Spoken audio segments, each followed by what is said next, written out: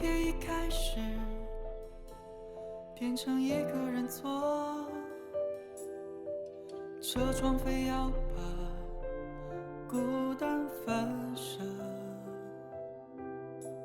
熟悉的单元我再次经过，门口的落叶帮你送客，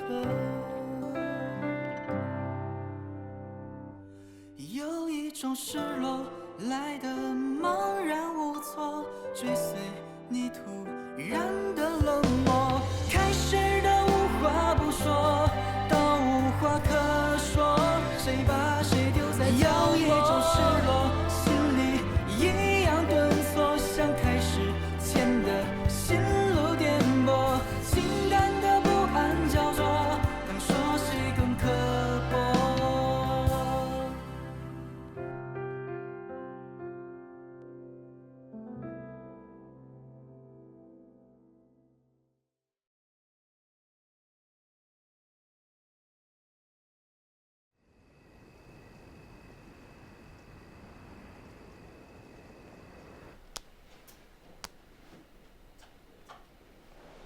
我的妈呀，这也太精彩了吧！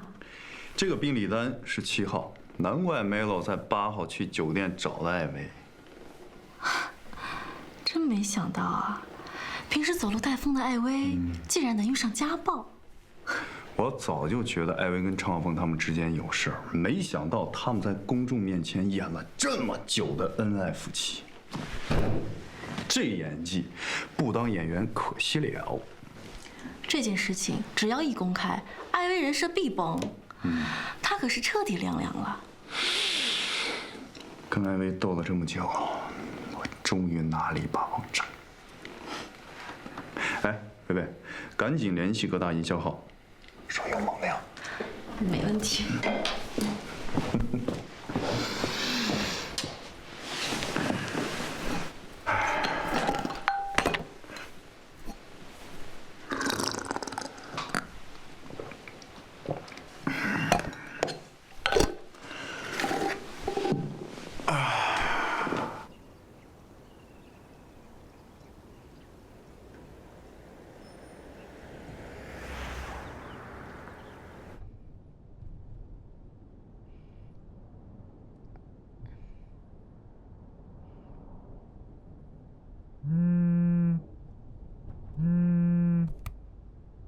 喂，艾薇姐，你上热搜了。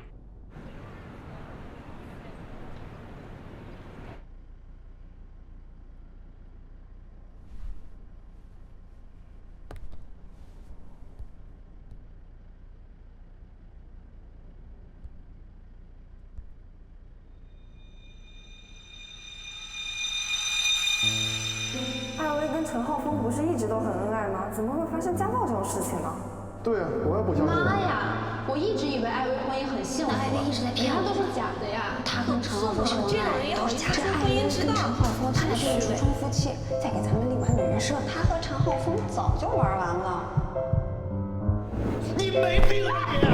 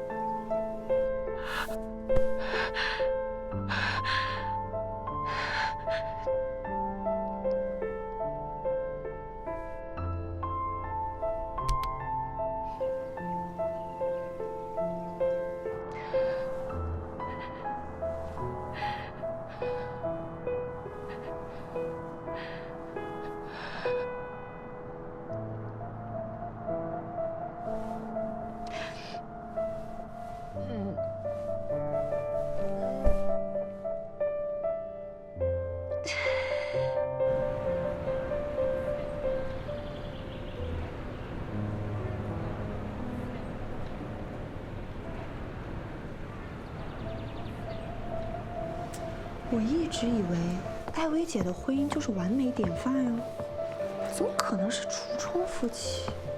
真的假的呀？那病历都实锤了。我跟你们说，艾薇姐这回演技那是封神了。平时你们看出来了吗？没看出来吧？我也没看出来。你们这在上班吗？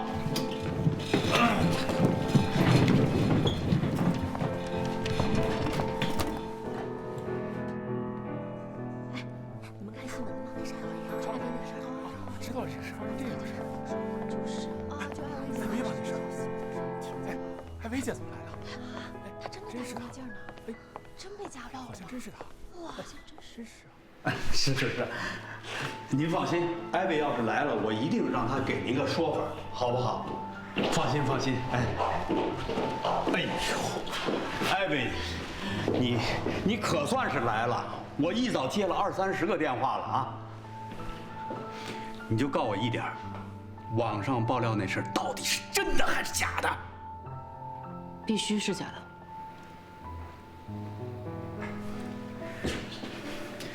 你经营什么人设我不管，你演戏你总得演个全套的吧？我没想到这事儿会被爆出来，这很明显就是有人想要整我。树大招风这道理你应该比我明白，所以你说话办事更应该严谨小心。你的私事我是管不着，可是这几个品牌商，你觉得他们是吃素的吗？这事儿要是不解决，他们能这么就了了吗？别的损失不说啊，光这几位，光他们这违约金加起来得小1个亿。你是1001夜的金字招牌，你要有个什么闪失，这1001夜都保不住。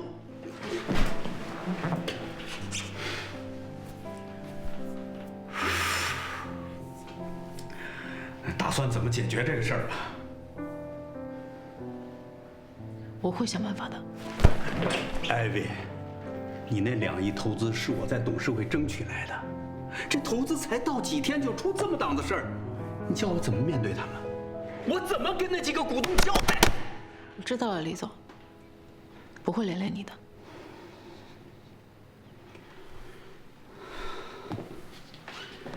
好，我相信你也一定有办法解决。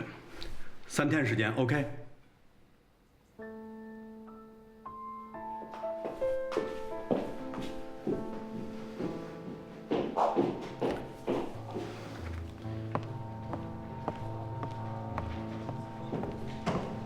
艾薇姐，有很多记者打电话来问，我要怎么回应？不回。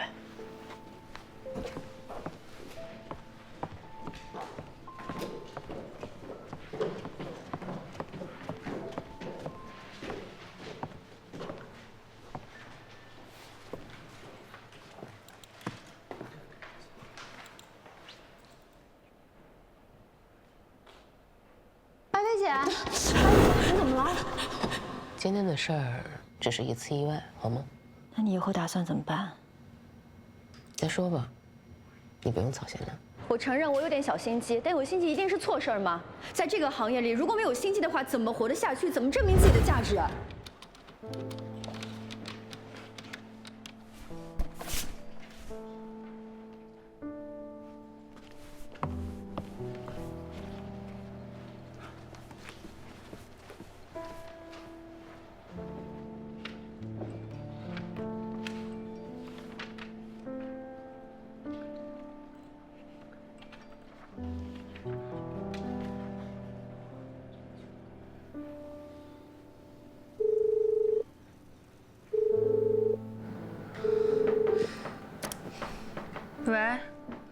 喂，小小，艾薇姐的病历是你爆出去的吗？怎么可能？她是我小姑姑，我怎么会这么做？哎，这事怎么传出去了？我怎么知道啊？老爸，你看到小姑姑的新闻没？啊，假的吧？她跟小姑父的关系那么好，怎么可能被家暴呢？太扯了！小姑姑最近有跟你说过什么吗？没有啊。假新闻吧，我就说嘛。可是你看这个就诊记录，这也太真了吧？啊？还有这张，你看，太真了。我有点事儿，我先出去一趟啊。老婆，你给小姑姑打个电话问一下。啊，好。现在网上造假的技术都这么高了吗？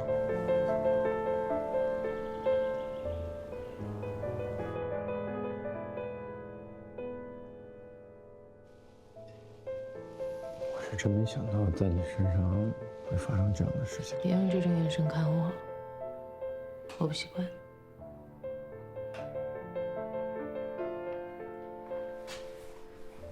你现在跟陈浩峰怎么样？你要是不想说，就当我没问。已经离婚了，本来是打算陈半年再公开的。这是一个两全其美的办法，可这次余悸先现，营销号跟进，铺排的这么缜密，明显是有人蓄谋已久。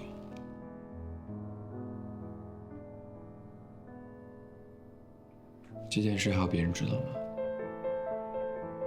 江子，他陪我去的医院。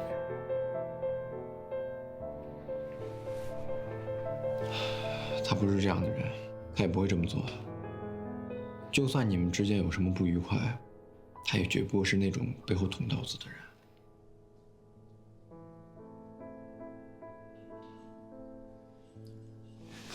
这件事情现在网上已经传开了，有什么我能做的吗？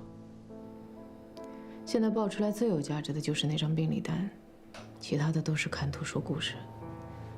单就那张病历单，我还有空间解释。先找公关公司控制舆情。我已经给他们联系过了，这次火势来得太凶猛，提出的价钱是翻倍。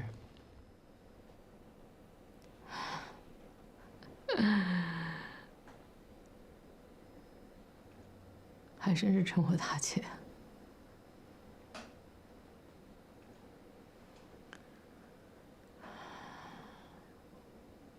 我已经把手头的股票和基金都抛了，先这么办吧。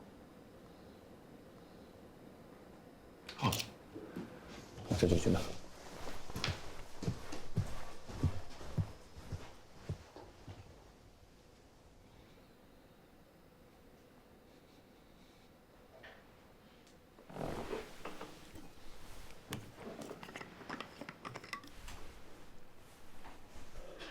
真没想到啊，这艾薇苦心经营这么多年的人设，这回可算是彻底走到头了。人设嘛，就是用来崩的。等艾薇这艘大船搁浅了，我们就可以扬帆起航。我就知道，跟着陆老师呢，一定会大红大紫。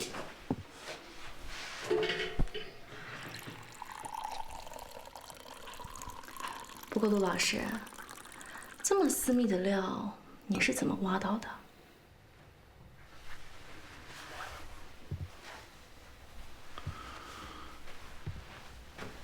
我也是费了一番功夫的。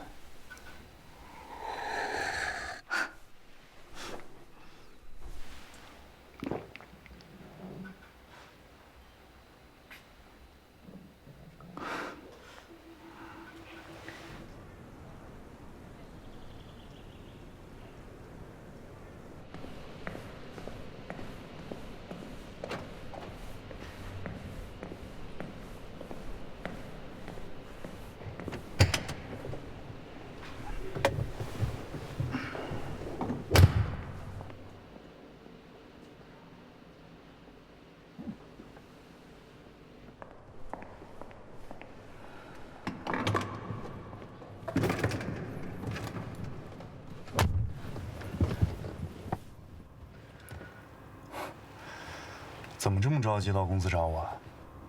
我小姑姑的事是不是你捅出去的？小小，你说什么呢？我只告诉了你一个人。小小，你什么意思啊？哦，你就不相信我了 ？OK，你既然不相信我的话，那我们就没必要在一起了，对吧？我不是不相信。那是什么？是因为只有你一个人知道。哦，这件事情只有我一个人知道吗？啊，艾薇每天身边有那么多的人，人来人往的，你敢保证他们就不知情吗？当然，我现在是口说无凭嘛，你当然不会相信了。我就算长100张嘴，我也说不清楚。现在，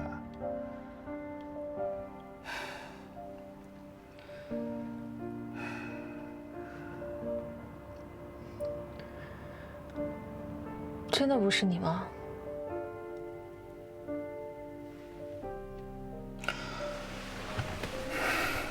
小小，我呢知道你跟你小姑的关系很好，你关心她，你担心她，你的心情我完全能理解。但是，你把这个锅扣在我头上，我真的很冤。我现在都不知道该说什么，你才会相信。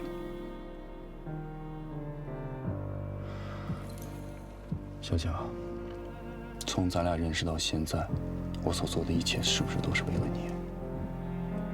我怎么会做对不起你的事儿呢？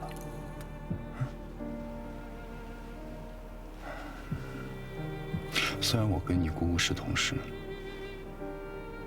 如果她有什么需求的话，尽管告诉我。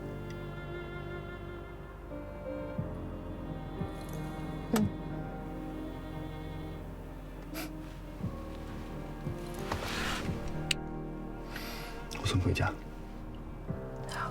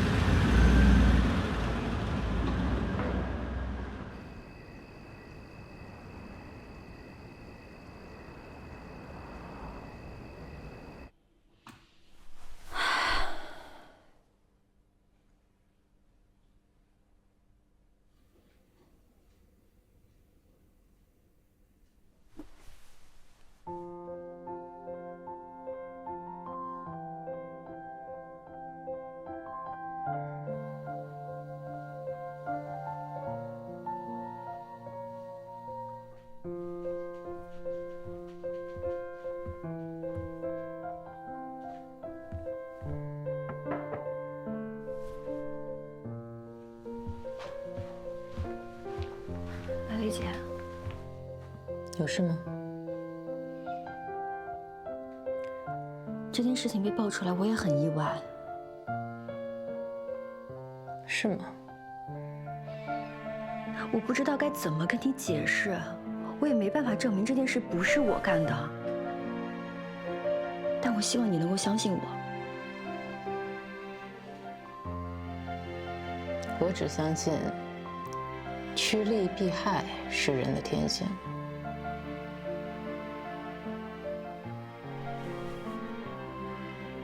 1001夜是我的心血，我绝不容许任何人毁掉它。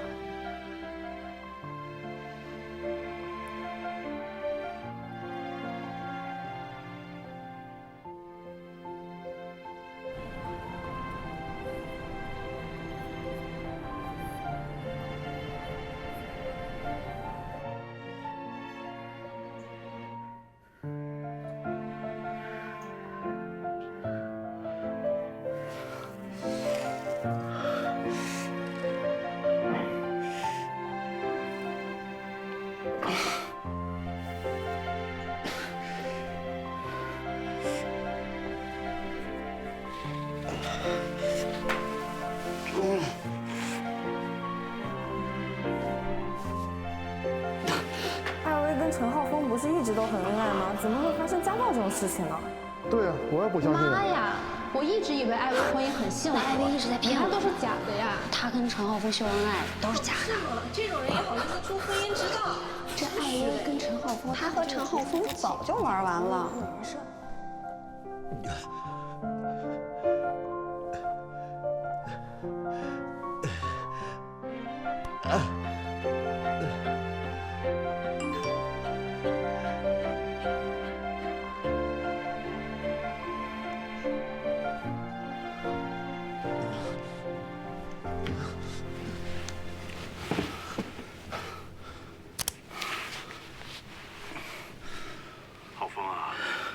刚得到钢琴比赛组委会的通知，他们决定评委人选另作考虑。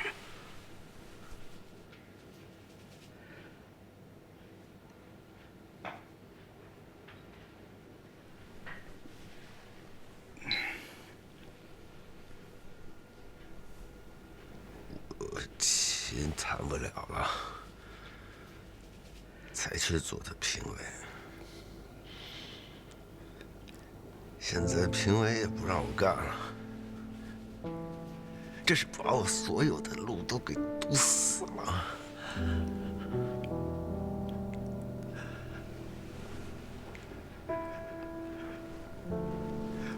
我是不是以后应该到幼儿园去教那些小屁孩指法呀？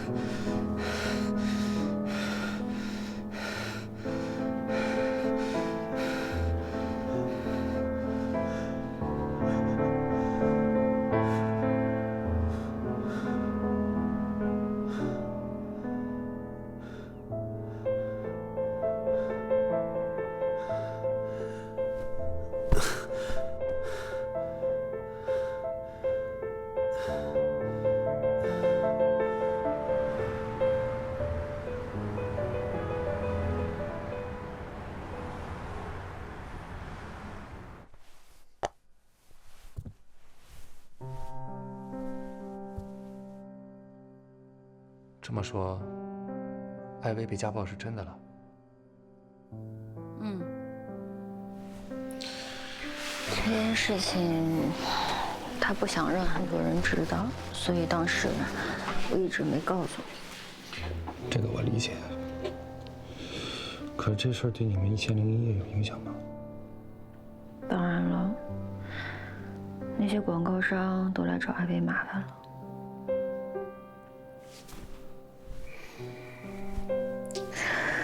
虽然艾薇姐做的有些事情吧，我不认同，但是我还是不希望看到她被全网攻击。网暴太可怕了。你对她的感情还真是挺深的。嗯，毕竟我喜欢她这么多年，就算对她失望，我也不希望她是这样的结局。别多想了，有些事儿也不是咱们能决定的。嗯。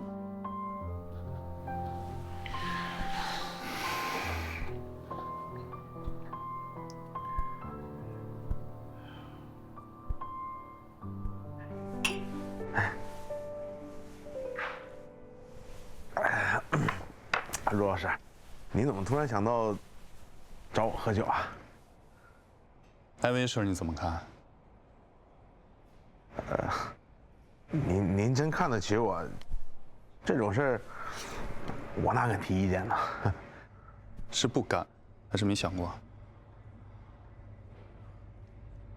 没关系，我来说吧。现在人们最痛恨的是什么？人设炒作的把戏。艾薇她明明是一个受害者，但是现在所有的舆论都是一边倒，都在骂她，对她一点都同情不起来。艾薇呢，是你们1001夜的一杆旗，这杆旗倒了，你们不得在风中凌乱呐？陆老师，我没太明白您的意思。我这么说吧，来我离光，违约金算我的。我手头上多的是商务资源，到时候商务分成，艾薇跟你是6-4分，我跟你4-6，你看怎么样？您让我这个时候离开1001夜，这不合适吧？怎么？你该不会为了义气要留下来吧？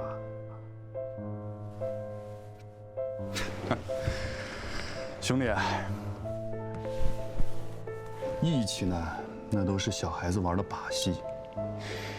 我们成年人要看的是利弊得失，我们要注重结果，结果才是一切了，是不是？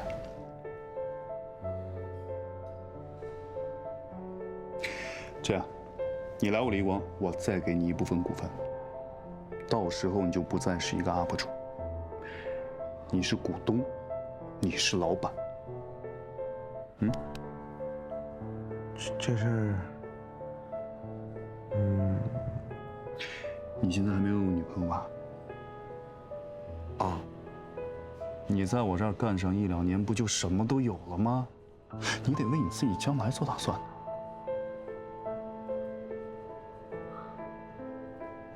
这么的，陆老师，您再给我点时间，我考虑一下。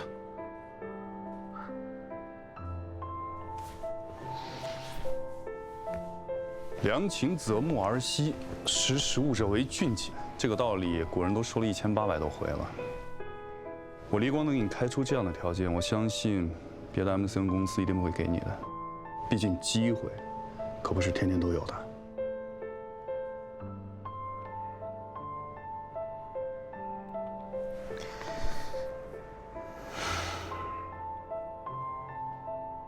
成，我答应你。但是陆老师，找对象的事儿，您上点心。来，合作愉快，合作愉快。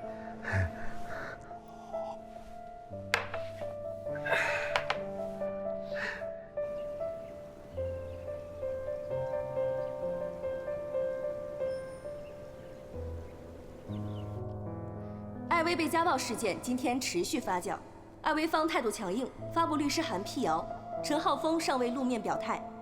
今天的舆论显然有些转变方向，几大公众号都在发文质疑爆料的真实性。这到底是大家的集体质疑，还是一场有预谋的公关行为？另外，我们还可以看到，艾薇的粉丝微蜜们今天在各大微博、公众号留言控评，真相到底是什么？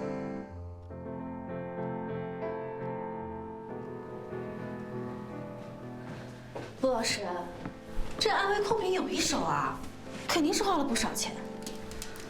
我看他就是垂死挣扎，还律师函，唬谁呢？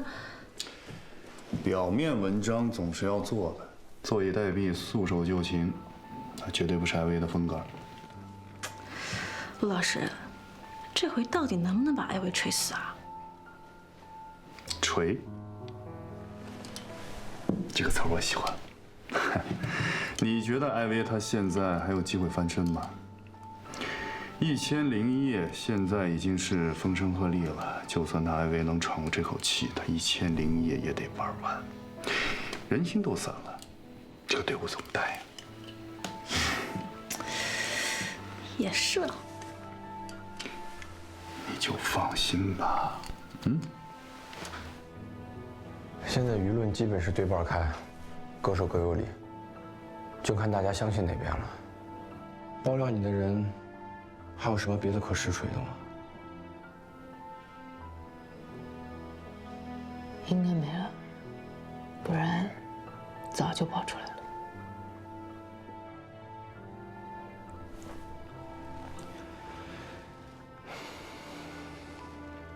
现在就看后面宣传怎么调整了。不过还有几家公众号的文章，这2天陆续就会发出来。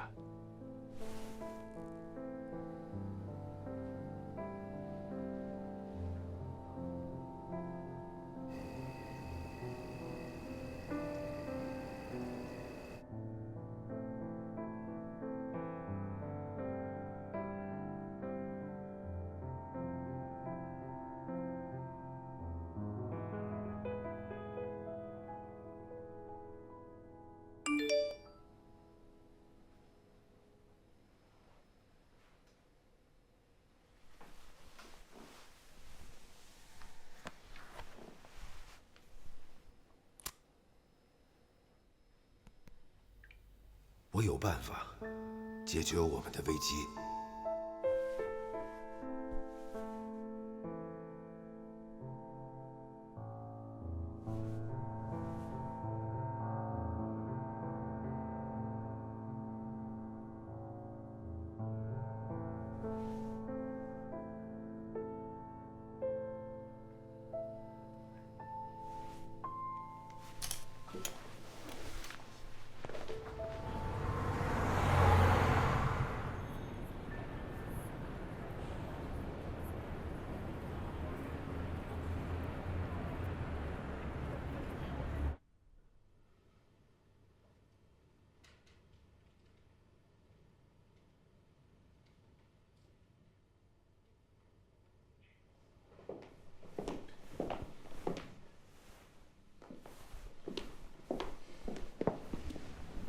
说了，什么办法？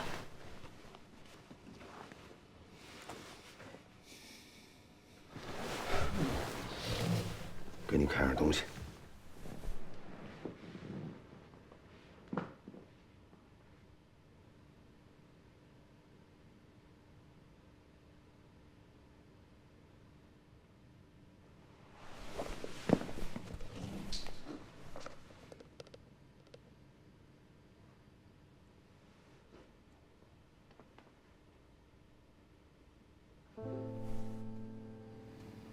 我找专业后期剪的。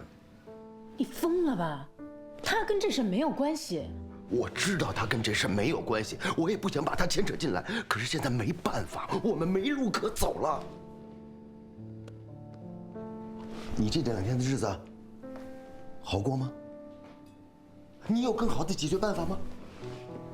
我跟你说，这回的爆料对于咱俩来说是毁灭性的打击，这么说不过分吧？现在是一条船，2个人，船沉了都得死。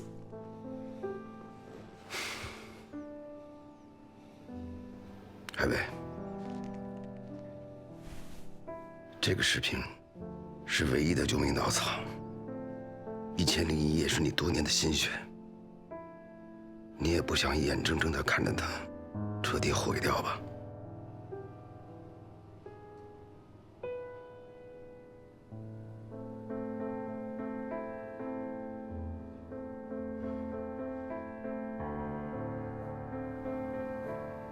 那你自己为什么不发？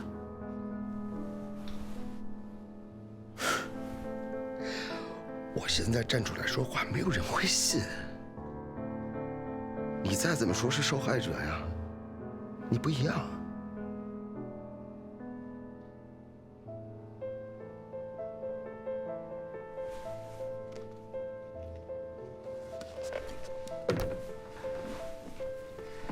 我自己会想办法。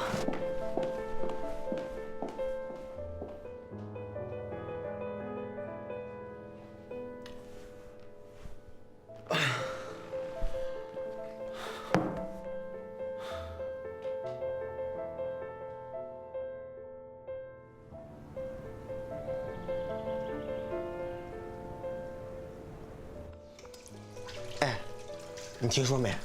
听说什么 KID 已经决定去离光了。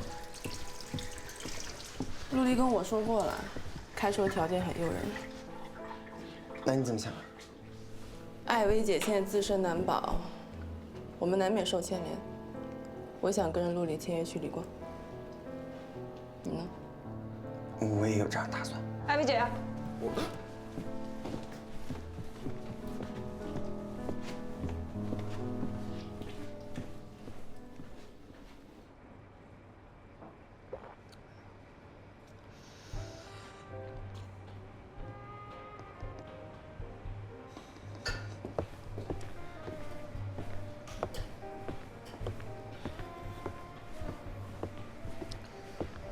小林，哎，哥，怎么样？这2天你的公众号点击量创新高了吧？多亏陆离哥赏饭吃。算你小子还有良心啊！怎么这么着急找我什么事儿？啊，有粉丝给我私发了一段视频，我给您看一下。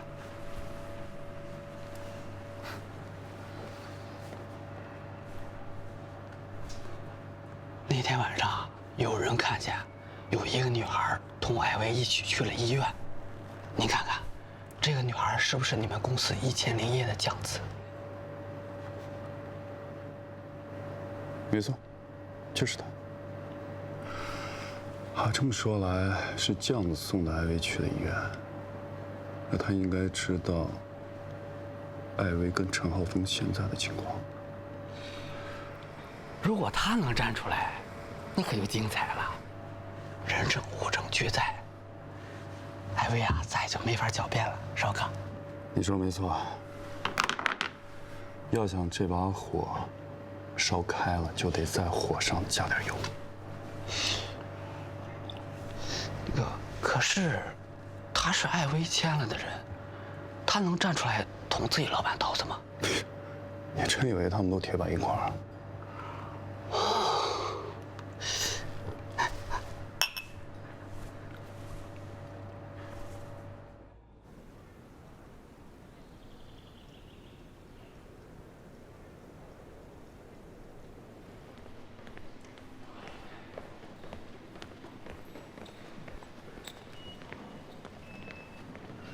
酱子，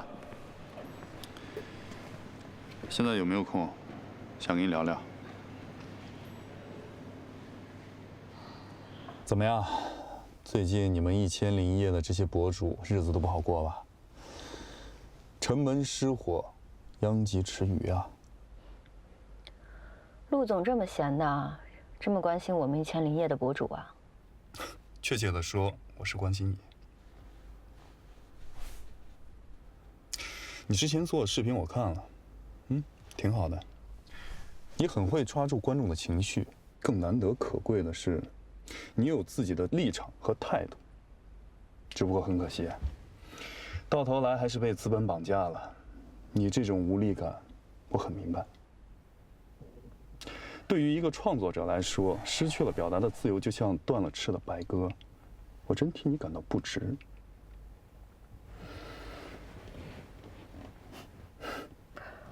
陆总，别绕弯子了，有话直说吧。哎呀，我就喜欢你这么爽快的人。好，那我就不妨开门见山的说了。你看，你来1000零一夜也有大半年的时间了，你心里面应该知道，艾薇她真的是要成就你们这些博主吗？不，他想的只是要打造他自己的平台，而你们只是他赚钱的工具。因为他要对广告商负责，对投资公司负责，所以他处处收支，处处给你们设限。但是在我李一光这儿可就不一样了，因为我陆离是为你们各位博主服务的，只有你们成功了，我才会成功。陆总想让我加入李光？当然，你们1000零一夜的很多博主已经决定要来我这儿了。如果你要来的话，我可以给你开个人的工作室，而且还有专人负责你的商务剪辑策划。更重要的是，你在我这儿有绝对的自由。现在这个时代啊，网红辈出，你今天还在前浪，那明天很可能被别人拍死在沙滩上。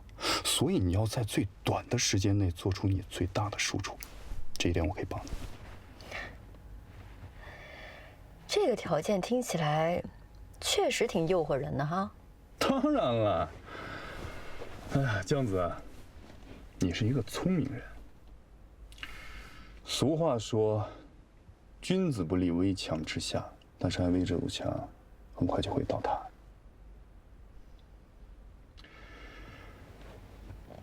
还有，艾薇被陈浩峰家暴的当天，是你送她去的医院。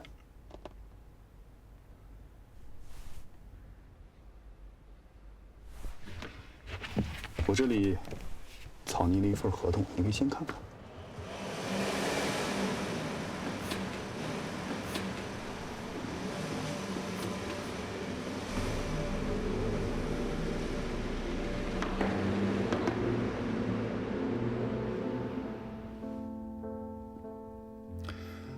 酱子，这一切都是为了你。我希望你能说出关于艾薇的实情。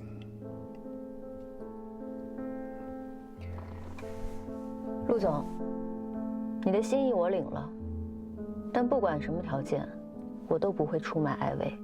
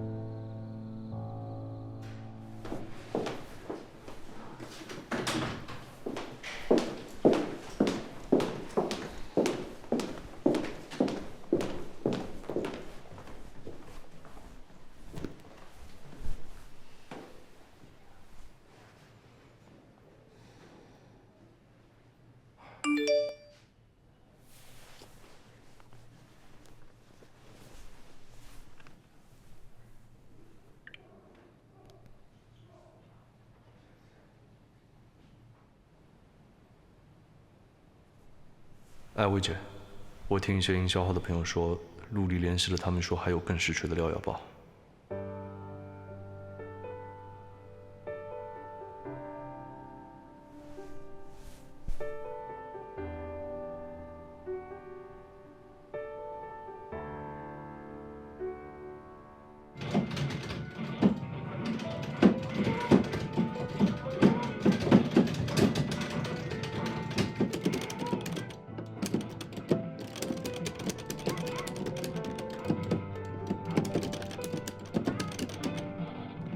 哪个人物最厉害？我是习惯玩儿龙，那我也要有龙，行吗？行。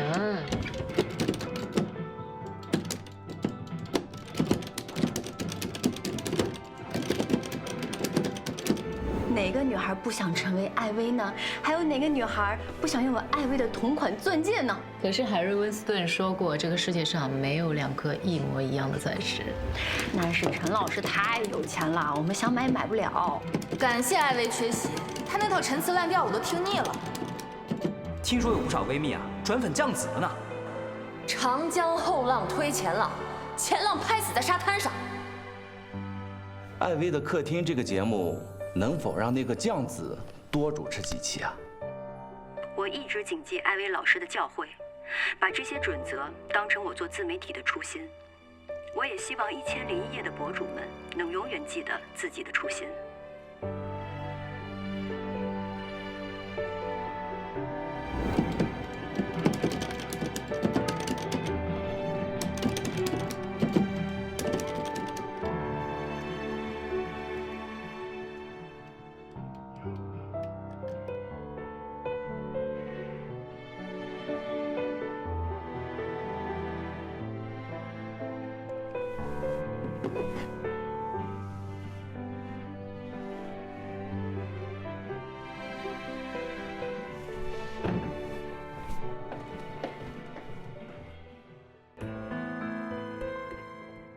本应该擦肩而过，无忧的因果，可偏偏是你就看上了我。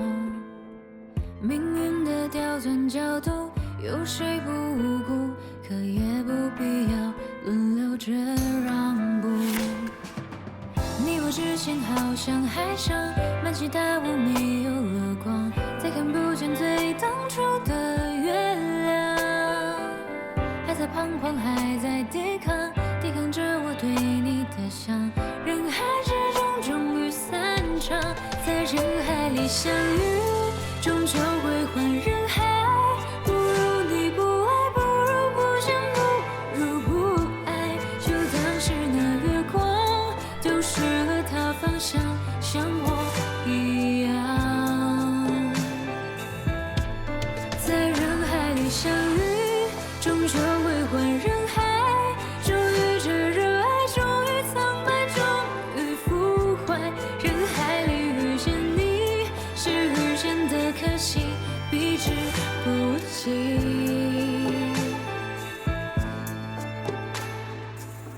命运的刁钻角度，有谁不无辜？